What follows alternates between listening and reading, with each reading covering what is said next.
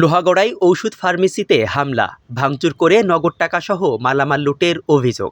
নড়াইল প্রতিনিধির পাঠানো তথ্য ও ভিডিওচিত্রে বিস্তারিত। নড়াইলের লোহাগড়া উপজেলার মল্লিকপুর ইউনিয়নের চর মল্লিকপুর গ্রামে তানজিম মেডিকেল হলে হামলা করে ভাঙচুর ও নগদ টাকাসহ মালামাল লুটপাটের অভিযোগ পাওয়া গেছে। এ বিষয়ে শিউলি রহমান সাংবাদিকদের কাছে অভিযোগ করে বলেন, শিউলি রহমান, স্বামী হাফিজুর রহমান এই মেডিকেল হল ওষুধের দোকানে বসে। এর আগে সে বেড়াকে চাকরি করত।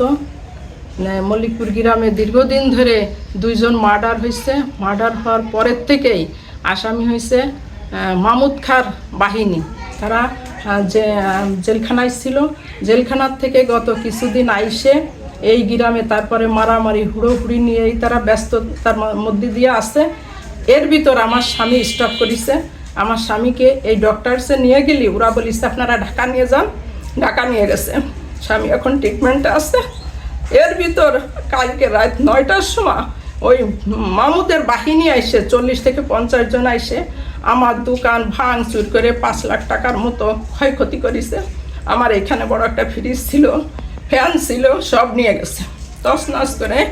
এই ব্যবসা বাণিজ্য করে এসে চাকরির থেকে আইসে ব্যবসা বাণিজ্য করে খাতো, এইভাবে সব তছনছ করে আমাদের এইভাবে ফ্যান করে দিচ্ছে। ফরিদ কাকার দোকানে মাহমুদ ভাই এবং তার দলবল নিয়ে ওইখানে বসে মিটিং করছে, কিন্তু সেই রাত্রেই এই ঘটনা ঘটছে। তা আমার বিশ্বাস এগুলো মাহমুদ ভাই করছে। পুলিশ তখনই ফোন দেওয়া হয়েছে, পুলিশ আসছে, তখন জানতে পারিছি আমার দোকান ভাঙার পরে আমার বাড়ি ভাঙবে। পুলিশ আমার বাড়ি পাহারা দিচ্ছে কিছু সময়, তারপর তারা চলে গেছে। আর এর আগের থেকে আসলে কি গ্রাম্য ব্যাপার, দলে না থাকলেও দলে দিয়ে দেয়, কারণ কেউ না কেউ চলে যায়, কোনো ভাই ব্রাদার, কোনো ভাইয়ের বেটা কেউ না কেউ চলে যায়। চলে গেলি না গেলেও জাতি বাধ্য হতে হয়। সেইভাবে আমার স্বামী হয়তো না গেলেও গেছে। এখন সে যেহেতু 8টা লুটকেসের আসামি হয়েছে, দেশে তারে 8টা লুটকেসের আসামি দেশে। আমাদের পক্ষের থেকে 2টো মার্ডার হয়েছে, আমরা সেই মার্ডার পক্ষে। পুলিশ আইসে দেখে গেল, দেখে তারপরে কিছু সময় থাইকে চলে গেল। এই আপনারা কোনো অভিযোগ দিবেন কিনা? অভিযোগ পুলিশ তো সরাসরি লিখিত কোনো অভিযোগ দিবেন না, কিনা? লিখিত কোনো অভিযোগ এখন আমরা দেইনি। গ্রামের লোকজন আতঙ্কই কেউ বেরোয় না, তাদের ভয়ে, শুধু তাদের ভয়ে যায় না। এই অবস্থা হয়েছে। ভ্যানও রোড দিয়ে যায় না। অসুস্থ রুগী নেব, সেদিন ডক্টরসে ভ্যানই নেই, ভ্যান এলাও ভয়তে যাবে না, ভয়তে কেউ বেরোয় না। এই অবস্থা তাদের জন্য।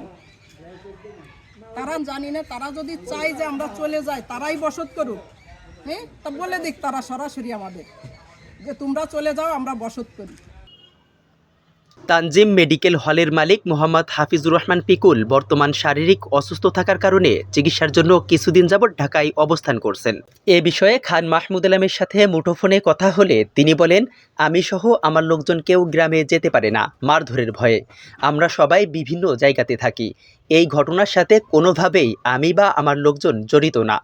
এ বিষয়ে লোহাগড়া থানার ভারপ্রাপ্ত কর্মকর্তা ওসি মোহাম্মদ আশিকুর রহমানের সাথে মুঠোফোনে কথা হলে তিনি বলেন, ঘটনা শুনে পুলিশ পাঠিয়েছি, অভিযোগ পেলে তদন্তপূর্বক আইনগত ব্যবস্থা গ্রহণ করা হবে। ইমাম হাসান, ই টেলিভিশন।